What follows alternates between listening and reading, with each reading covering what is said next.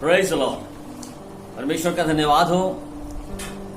Sunday मन्ना के इस channel पर, जिसका प्रोग्राम YouTube पर रिले होता है हर संडे को, मैं परमेश्वर का धन्यवाद करता हूं। उसमें मुझे इस्तेमाल करने के लिए परमेश्वर ने आज ये अवसर दिया कि संडे मन्ना पर इस सीरीज में मैं भी आगे कुछ बता सकूं जो बीते दिनों में चल रही है कि इन हिज इमेज, परमेश्वर के स्वरूप में, परमेश्वर की समानता में, परमेश्वर के समान मनुष्य को कैसे होना है।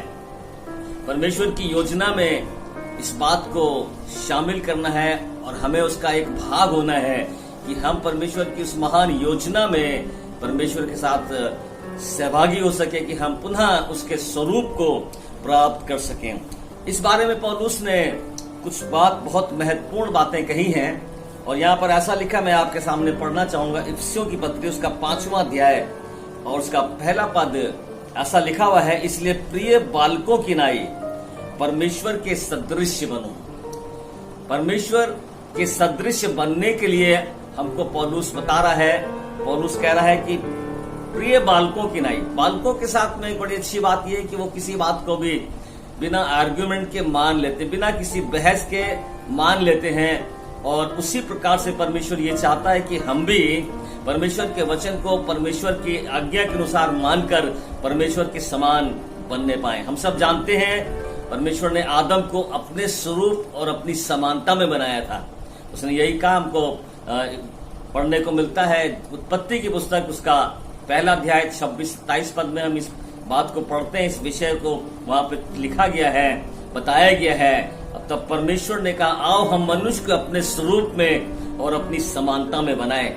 लेकिन मनुष्य, हम जानते हैं कि पाप के कारण बिगड़ गया, उसका स्वरूप बिगड़ गया और परमेश्वर की समानता यानी परमेश्वर का तेज जो मनुष्य के चारों तरफ उसकी महिमा थी वो खत्म हो गया। और पाप करने के कारण मनुष्य जो है वो नंगा पाया गया। आदम ने ही अपने आप को कहा, देखा और कहा मैं नंगा हूं। परमेश्वर को उसने बताया कि मैं नंगा हूं।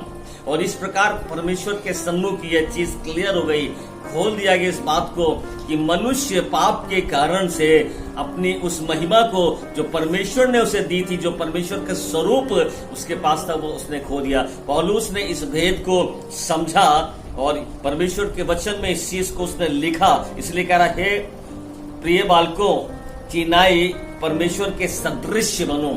यानी हमको, जो हम मनुष्य हैं, पापी हो गए, अब हमें पाप के उस दलदल से निकल करके पुनः परमेश्वर की समानता में और परमेश्वर के स्वरूप में बनना है। उस समय तो परमेश्वर ने मनुष्य को बनाया था और अपने स्वरूप में बनाया था, लेकिन अब मनुष्य जो पापी है, इसको परमेश्वर की समानता में आने के लिए खुद भी परिश्रम करने की जरूरत है, मेहनत करनी पड़ेगी और इतना आसान नहीं है। और चूंकि मनुष्य इस समय जो है पाप के कारण से तमाम उन चीजों को अपनी जिंदगी के अंदर लिए हुए है जो जिनसे परमेश्वर को घृणा आती है। परमेश्वर पाप से घृणा करता है और पाप के कारण से परमेश्वर जो है वो मनुष्य से दूर है और परमेश्वर का तेज जो है, उसकी महिमा जो है, वो मनुष्य से जुदा है।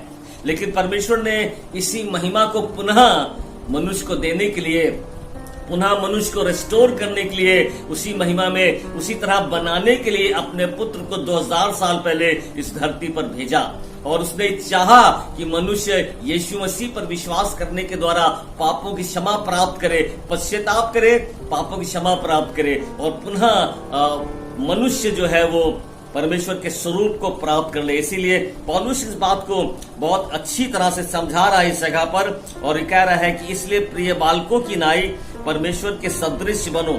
पहली बात जो कह रहा है, प्रेम में चलो, क्योंकि परमेश्वर प्रेम है। कह रहा है और प्रेम में चलो जैसे मसीह ने भी तुमसे प्रेम किया और हमारे लिए अपने आप को सुखदायक सुगंध के लिए परमेश्वर के आगे भेंट करके बलिदान कर दिया। हम सब जानते हैं यीशु मसीह के बलिदान के द्वारा ही, यीशु मसीह के लहू बहाए जाने के द्वारा ही, उस बलिदान पर विश्वास करने के द्वारा हम पापों की क्षमा प्राप्त करते हैं। और ये क्षमा प्राप्त करने के बाद परमेश्वर की इच्छा ये है कि जैसे परमेश्वर प्रेम है, जैसे परमेश्वर के अंदर प्रेम के भाव है, तरस की भावना है, दया की भावना है, और जिस तरह से परमेश्वर के जो गुण हैं वो मनुष्य के अंदर भी पैदा करने होंगे मनुष्य को, और इतना आसान नहीं है। इसलिए परमेश्वर की तरह होने के लिए हमें बहुत परिश्रम करना पड़ेगा। हमें आगे कुलसियों के 3 अध्याय के 10 पद में पढ़ने को मिलता है, परमेश्वर की इच्छा यह है कि हम यीशु मसीह के स्वरूप में सिर जाएं, यीशु मसीह के स्वरूप में बनाए जाएं।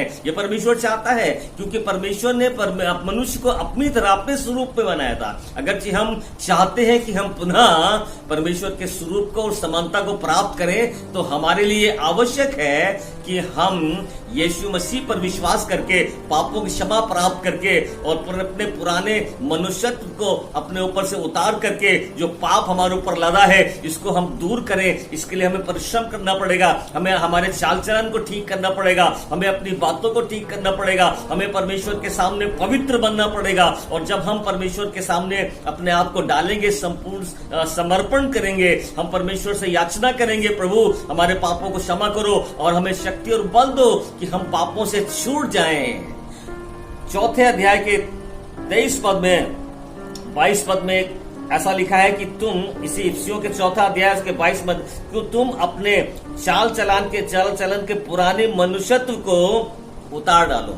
जो पुराना हमारे ऊपर मनुष्यत्व है, जो हमारा स्वभाव है, पुराना स्वभाव है, उसको कह रहा पुराने मनुष्यत्व को उतार डालो, जो भरमाने वाली अभिलाषाओं के अनुसार भ्रष्ट होता जाता है, और अपने मन के आत्मिक स्वभाव में नए बनते जाओ। ये परमेश्वर की इच्छा है कि हम पुराने को उतारें, अपने पुराने चाल चलन को छोड़ें, और 24 पद में कह रहा और नए मनुष्यत्व को पहन लो, जो परमेश्वर के अनुसार सत्य की धार्मिकता और पवित्रता में सिरजा गया है। परमेश्वर ने मनुष्य को अपने स्वरूप में सिरजा था। अब परमेश्वर हमको बता रहा है, वचन ये बता रहा है कि हमें परमेश्वर के स्वभाव में, अपने स्वभाव को बदलकर परमेश्वर के स्वभाव को पहन लेने की जरूरत है। और इसके लिए जरूरी है कि हम अपने पुराने मनुष्यत्व को उतारें, यानी पुराने स्वभाव को छोड़ें। जो हमारा स्वभाव गंदा है, जो स्वभाव हमारा खराब है, जो हमारी बातें खराब हैं, उसमें परमेश्वर चाहता है कि हम उसको उतार कर नए मनुष्य बनने पाए। और इसीलिए